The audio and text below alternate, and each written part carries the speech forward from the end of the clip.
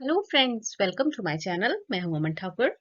आज की वीडियो में हम बात करेंगे डीआरडीओ एसीईएम रिक्रूटमेंट 2024 के नोटिफिकेशन के बारे में। तो देखिए, DRDO means defence research and development organisation और एसीईएम का मतलब है advanced centre for energetic materials. तो ये एक गवर्नमेंट ऑर्गेनाइजेशन है जहां पर डिफेंस के रिगार्डिंग रिसर्च और डेवलपमेंट का जो काम है वो होता है। ठीक है।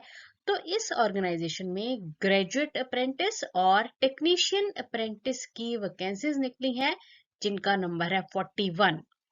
तो मतलब 41 इनको चाहिए है ग्रेजुएट अप्रेंटिस और टेक्नीशियन अप्रेंटिस। और इस पोस्ट के लिए या इस वैकेंसी के लिए आप अप्लाई कर सकते हैं 30 अप्रैल 2024 तक। ऑफिशियल वेबसाइट डीआरडीओ की है drdo.gov.in। तो चलिए इस वीडियो में जानते हैं कि किस तरह से आप अगर इस वैकेंसी के लिए अप्लाई करना चाहते हैं तो कर सकते हैं। वीडियो शुरू करने से पहले एक खास बात, अगर आप इस चैनल पर नए हैं तो इस चैनल को सब्सक्राइब कीजिए, लाइक कीजिए और शेयर कीजिए, क्योंकि इस चैनल पर रेगुलर बेसिस पर गवर्नमेंट जॉब्स के रिगार्डिंग वीडियोस जो हैं वो डलती रहेंगी। और अगर आप इस चैनल को लाइक करेंगे तो मुझे और अच्छी वीडियोस बनाने की मोटिवेशन मिलेगी। तो हाँ जी, आपके सामने है स्क्रीन पर अभी नोटिफिकेशन, जो कि advanced centre for energetic materials किसके किसके अंडर आ जाता है। ये defence research and development organisation यानी कि डीआरडीओ के अंडर। ठीक है। Government of India ministry of defence के अंडर है ये सारा प्रोग्राम। और जो आपकी लोकेशन रहेगी ना ये जॉब की, वो होगी अंबे हिल, उझार, नासिक। ठीक है जी। तो अब यहाँ पर इस नोटिस में आप देख सकते हैं कि बीई और बीटेक और साथ ही साथ जो 3 ईयर पॉलिटेक्निक का डिप्लोमा रहता है, इन दोनों कैटेगरी के लिए अप्रेंटिसशिप का प्रोग्राम जो है वो निकाला गया है। ठीक है जी। तो जो बीटेक के स्टूडेंट्स हैं उनके लिए देखिए, अगर आपने बीटेक की है केमिकल इंजीनियरिंग में या फिर केमिकल टेक्नोलॉजी में, तो 7 वैकेंसीज रहेंगी।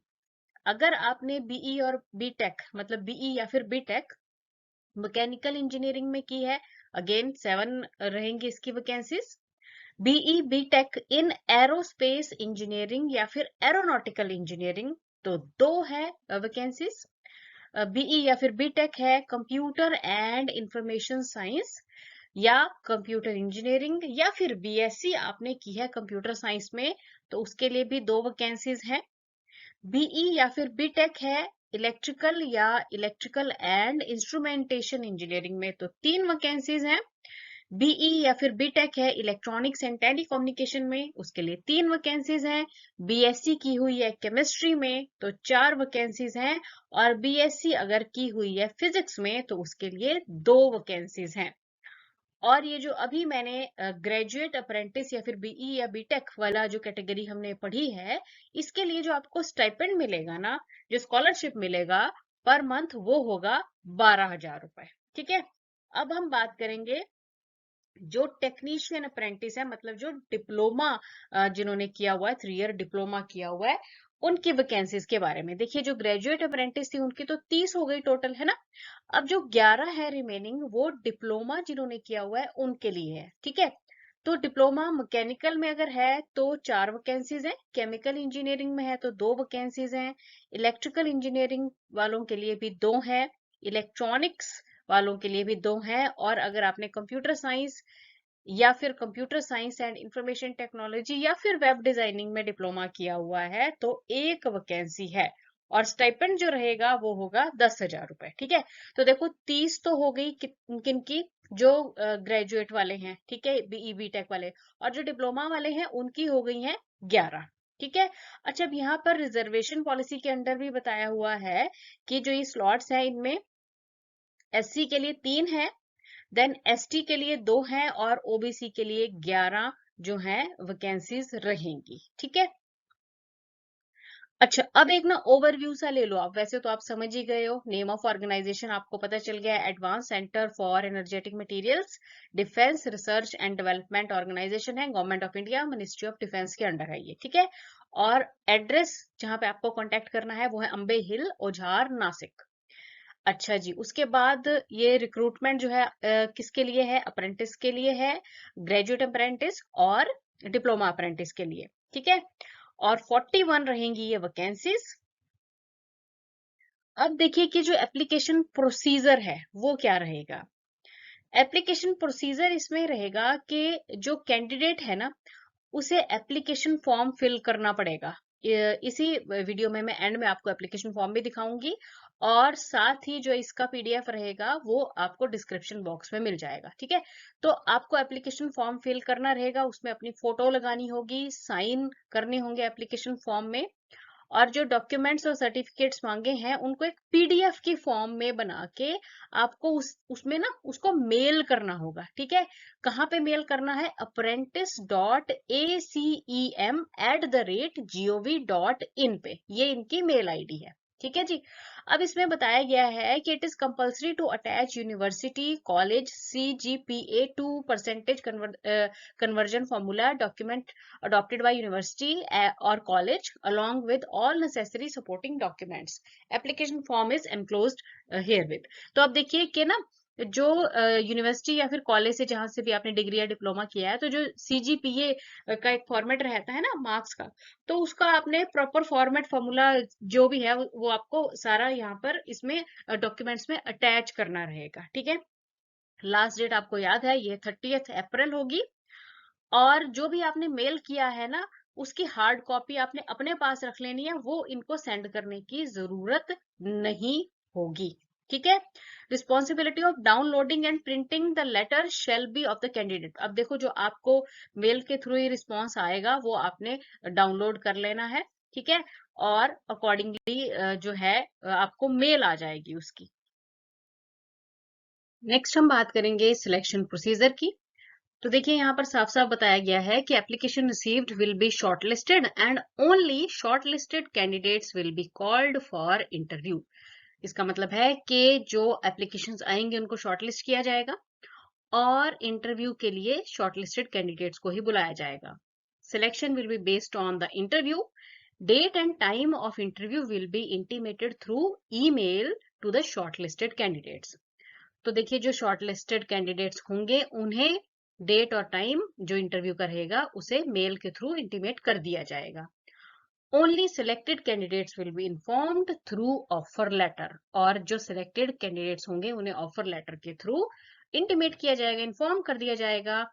और प्रेफरेंस जो है वो लोकल कैंडिडेट्स को मिलेगी। फिर यहाँ पर कुछ टर्म्स और कंडीशंस बताई गई हैं।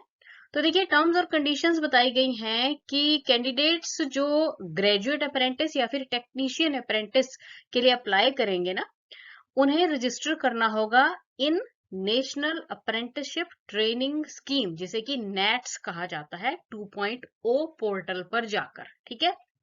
जो फ्रेश पास आउट हुए हैं ना स्टूडेंट्स 2022-23 के सेशन में, वो अप्लाई कर सकते हैं। पर जिन्होंने ऑलरेडी कोई, जिनके पास जॉब एक्सपीरियंस है या फिर ट्रेनिंग किया हुआ है एक पीरियड का, 1 साल का या फिर उससे ज्यादा, तो वो इसके लिए एलिजिबल नहीं होंगे अंडर अप्रेंटिसशिप एक्ट, ठीक है। अब इसमें और बताया गया है कि जो रिजर्वेशन मिलेगी वो अकॉर्डिंग टू रूल्स जो रहते हैं अप्रेंटिसशिप एक्ट के, उसके हिसाब से ही मिलेगी।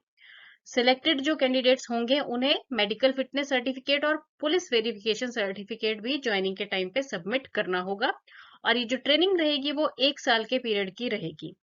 Before applying, the candidate should ensure that he or she fulfill the eligibility criteria and other norms mentioned in the advertisement.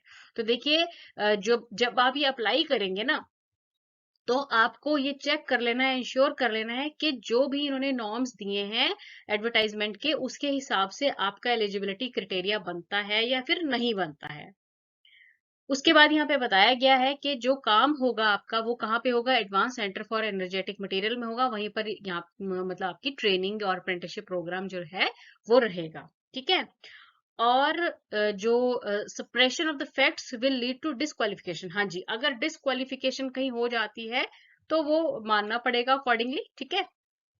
और जो ACEM है, इनके पास राइट्स हैं कि इस ट्रेनिंग को और सीट्स को भी बढ़ाया जा या फिर कम किया जा सकता है, नंबर ऑफ सीट्स को, ठीक है। ट्रेनिंग तो 1 साल की ही रहेगी, पर सीट्स को कम या ज्यादा ये कर सकते हैं, ठीक है। इस प्रकार से ये मेन मेन जो थी आपके मतलब टर्म्स और कंडीशंस इसमें बताई गई थी। हाँ, और यहाँ पर ध्यान रखना है कि जो भी आपने कम्युनिकेशन करना है, वो जो इनकी मेल है ना, apprenticeship.acem@gov.in पर ही आपको करना होगा। अब देखो एंड में आपको ये दिया हुआ है एप्लीकेशन फॉर्म, जिसे आपने भरना है। सारी जो भी जानकारी इसमें पूछी गई है वो प्रॉपरली आपको देनी पड़ेगी, ठीक है। और डिस्क्रिप्शन बॉक्स में मैंने इसका PDF भी डाला है, वहां से आप इसे ले सकते हैं, चेक कर सकते हैं। अब लास्ट डेट इसकी 30 अप्रैल 2024 है, तो जल्दी से चेक कर लो अगर आप इसके लिए एलिजिबल हो, करना चाहते हो। और मेल ID अगेन apprentice.acem@gov.in है। Thanks for watching the video and best of luck.